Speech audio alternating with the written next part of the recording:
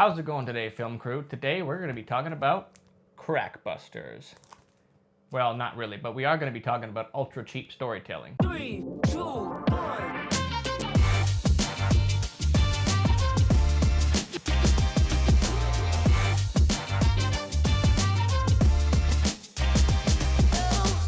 Yes, I know today we're not going to be talking about possibly one of the greatest comic series to ever come out of Canada, but maybe we will some other day. Today what I want to talk about is how do you tell a great story with zero budget? I'm not talking low budget, I'm talking spend pretty much nothing budget. The assumption here is that you already have some sort of gear, namely like a camera. I used to think that I needed to have better gear and better gear and better gear to tell a great story. Turns out I was just a crap storyteller. With enough practice and a lot of duds, I got to the point I'm at today where I'm still a crap storyteller. But that'll never change because I have a super low opinion of the work I put out. But that's not stopping me from telling you the things that you can expect when you go out to shoot a story with zero budget. Normally, I like to say I do not compromise on my stories. But if you're shooting with no budget, the first thing that I'm going to tell you is expect compromises. There is going to be a ton of times where you have a fantastic idea, it plays out well on paper, but when you get to the day where you actually go to shoot that thing, it's not going to work out like that at all. Which brings me into my next point. Plan to not plan.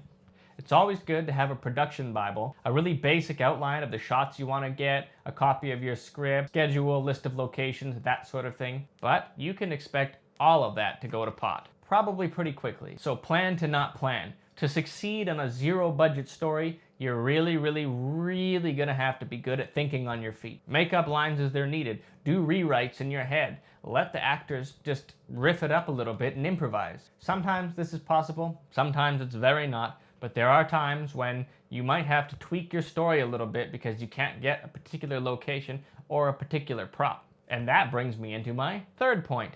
Never be afraid to ask. When I wrote my short film, One Good Deed, I knew I had to have an old 60s or 70s car at the latest. I probably could have gone out and done it in my personal truck, but it was just not going to be the same. I just did not want to compromise on that one little detail. However, in talking to some of my clients, I actually found a woman whose husband had a collection of old cars from the 60s, 70s, 80s, and some super rare models in the 90s. One or two phone calls and I found myself out at his house and I didn't even know which one I wanted to pick. And he didn't want to charge a dime to rent out any of them. So before you go jumping the gun and browsing around the Facebook marketplace looking for something that you can rent for money, don't be afraid to ask around. If you know somebody that has something, or you know somebody that knows somebody that has something, pick up the phone, send an email, but don't be afraid to ask around. I was so sure One Good Deed was just going to end up on the back burner and that maybe I had bitten off a little bit more than I can chew with this story. Cut to a week later, and there we are sitting in the seat of a 1967 Camaro SS. And we got to shoot it in his garage to boot. So we had an awesome clean space for a studio, we had an awesome ride, and we had an awesome time.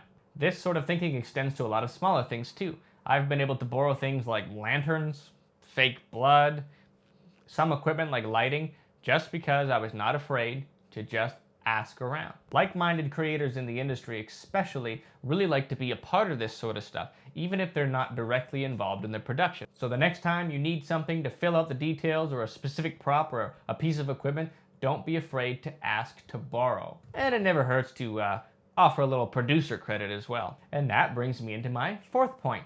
Expect rejection. By the good of the people, there are plenty of creators and other people out there who are 100% willing to help you.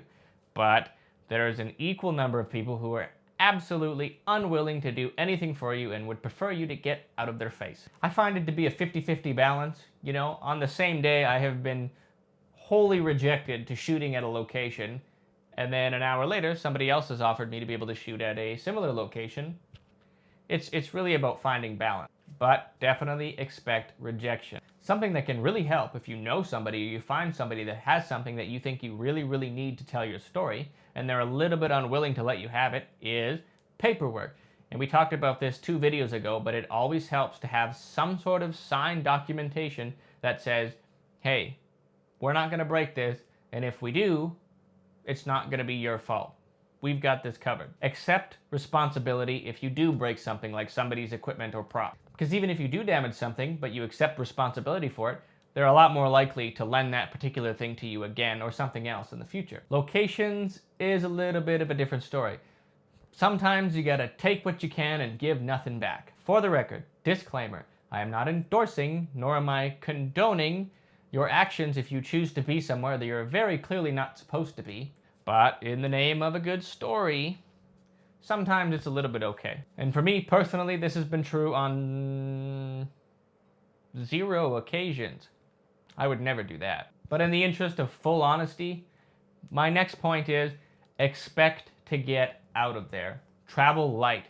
Zero budget filmmaking and guerrilla filmmaking often go hand in hand for a reason. Be prepared to run and gun. Hopefully not gun and run. Also be prepared to meet with security, the popo, and bystanders who ask you really silly questions like, what are you doing out here with that camera and these actors and these lights and everybody has scripts? What is this? Happens more than you think. In the last 20 times that I've gone out to shoot something, I've encountered security at least 3 times. And I have had the police called on me for a murder when I was shooting a short horror film outside of my grandmother's house on the street. Bless the neighbors' hearts for always keeping watch, but when one cruiser came from the right side of the road, and another cruiser came from the left side of the road, and a third cruiser came from the road up ahead, lights on, the whole shebang, we knew that we screwed up probably a little bit. They were super cool about it, and they even offered to stay behind so the nosy neighbors didn't get any more ideas about us murdering some poor young woman in the streets. That particular time I was not equipped for running and gunning. I was very clearly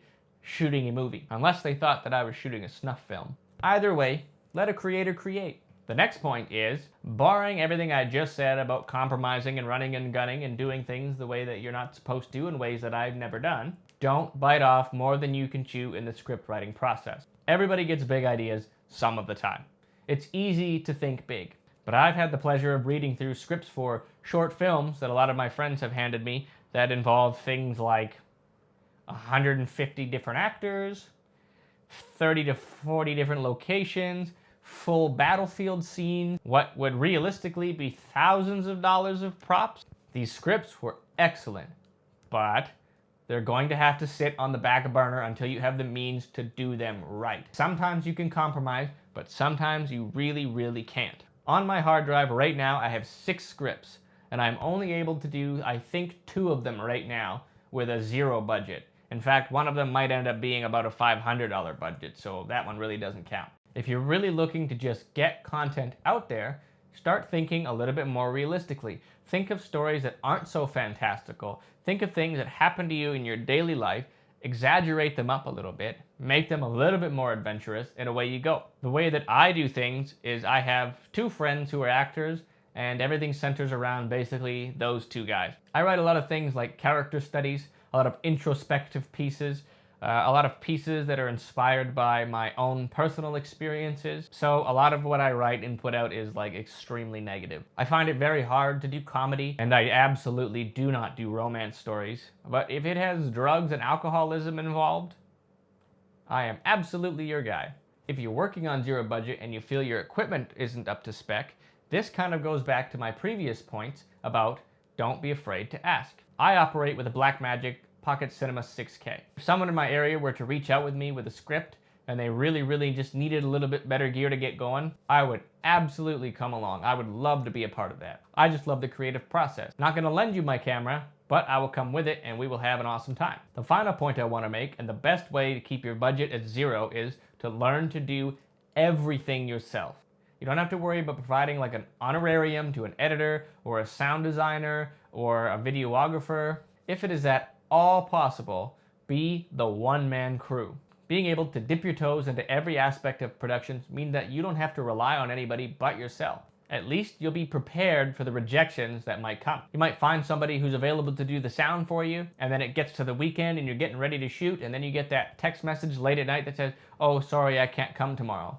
What do? Do you kick everybody else off the schedule? Nope, you just roll your eyes and you adapt. You have the ability to do it with or without that person. And don't let anybody tell you that you can't do something, or you're not gonna be able to get in somewhere, or you're not gonna be able to find a particular prop, because you will. You're going to adapt and you're going to handle it. Shooting a great film with 0 budget requires a great deal of patience and a lot of adapting. Someone who can tell a great story on camera while not spending a penny is a cut above the rest. If your first script involves you trying to get on Kickstarter to raise some funds, you're going the wrong direction. Learn to tell a story with no support so that when you do have support, you'll be able to cut under that budget like they wouldn't believe. Storytelling on a zero budget teaches 3 things: fiscal responsibility, budgetary skills, and adaptability. Thank you so much for watching. I hope this video was helpful. Don't forget to hit the like and subscribe, and we'll see you next week. Thank you for joining the Film Crew.